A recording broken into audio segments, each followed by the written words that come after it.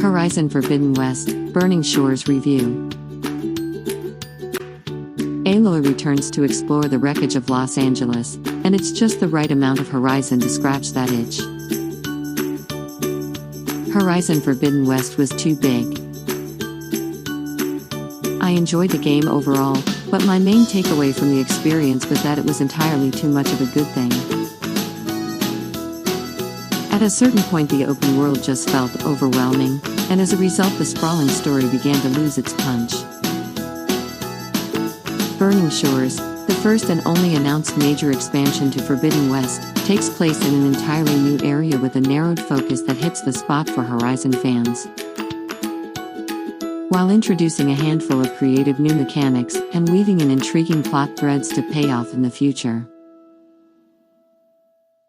Unlike the Frozen Wilds, the major expansion to the first game, Burning Shores is explicitly an epilogue to the main campaign, not a side story. It picks up exactly where the cliffhanger ending left off, and it heavily references a mount you only received near the very end of the campaign. Spoilers for Horizon Forbidden West follow. This placement after the campaign makes it a special treat for fans who have seen their way through, but anyone else will have their access gated behind finishing an already substantial game. As someone who finished the main game nearly a year ago, I was eager to have another journey into this world I loved. If it had come as soon as I finished the campaign, I probably would have felt too fatigued. Guerrilla couldn't have predicted the death of actor Lance Reddick, who provided the voice and likeness of the cunning Sillins, so his appearance here is bittersweet. Sillins bookends the experience, both pointing Aloy in the direction of her new quest at the beginning, and stage-setting their next moves at the end.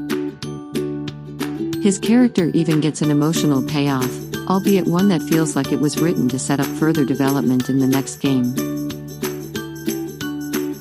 Still, hearing his inimitable line delivery one more time felt special, knowing that we've lost him. Sillins informs Aloy that after the climactic battle against the Zeniths, one of them is still unaccounted for, a playboy industrialist named Walter Londra, who fled to the area formerly known as Los Angeles, but now simply called the Burning Shores, so Aloy goes to track her new target. Upon getting there, she discovers that he's essentially locked down the area with a deadly tower that prevents her flying mount from approaching, and in the process, stranded a set of Quen Marines. The setting in Burning Shores is gorgeous. This is post-apocalyptic Los Angeles, but despite the name Burning Shores, it frequently looks picturesque. The city has largely flooded, leaving pockets of islands and skyscrapers jutting out of the ocean. Higher ground like the Hollywood Hills provide larger land masses, but they all have an overgrown, nature-reclaimed look to them. It's unique and eerily beautiful, which describes many of Horizon's settings, but especially when applied to familiar territories like La. Aside from Londra, the major new character addition in Burning Shores is Seika, a Quen Marine who is somewhat of an outcast from her own military. Aloy sees some of herself in Seika, as a determined woman who has been shunned by her tribe, and their developing friendship is a major through-line of the story. That especially comes into play as the two investigate Londra, with the sharp-eyed Seika realizing there must be some reason he's so desperate to get off-planet. And Aloy increasingly straining to avoid telling her about Nemesis.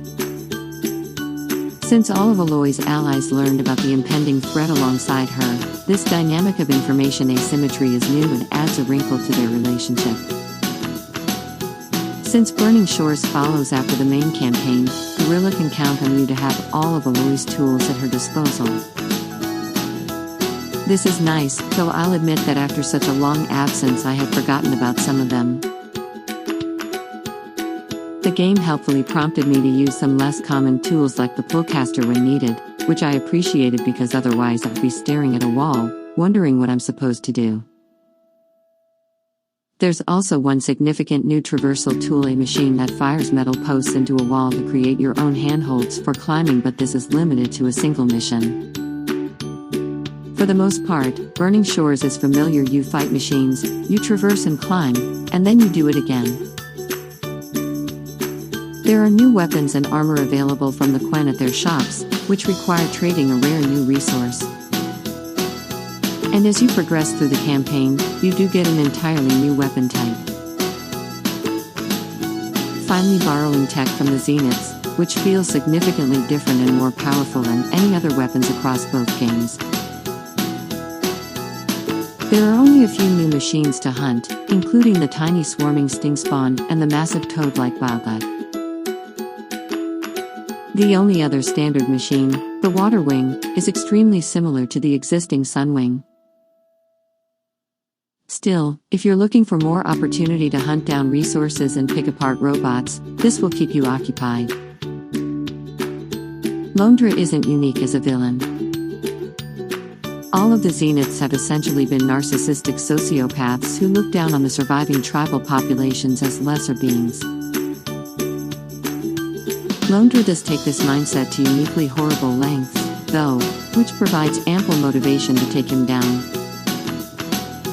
The battle against him culminates in a set piece so grandiose that the ending of Forbidden West feels humble by comparison. It's difficult and thrilling, and serves as a showpiece both graphically and mechanically. With Londra resolved, Burning Shores turns to addressing the burgeoning relationship between Aloy and Seika. At roughly 8 to 10 hours, I was skeptical that a new character introduced in the DLC would have enough time to develop emotional resonance, but it pays off believably and beautifully. This is mostly due to the performances, especially Ashley Birch as Aloy, whose expressions show a shocking amount of wordless emotions as she recognizes and sorts through her feelings. That said, it leaves on a sweet but slightly melancholy note. That's because, as always, Aloy is looking to the future. Horizon, Burning Shores lays even more groundwork for the future of the franchise than Forbidden West, which had already signaled a clear direction for the next entry. It does this in a tight, engaging little package that reignited my love for the world and its characters without feeling burdened by it. While much of Burning Shores feels familiar, it's a sweet, condensed experience that captures what makes Horizon games great. After feeling more exhausted than excited at the end of Forbidden West, I'm glad for the reminder.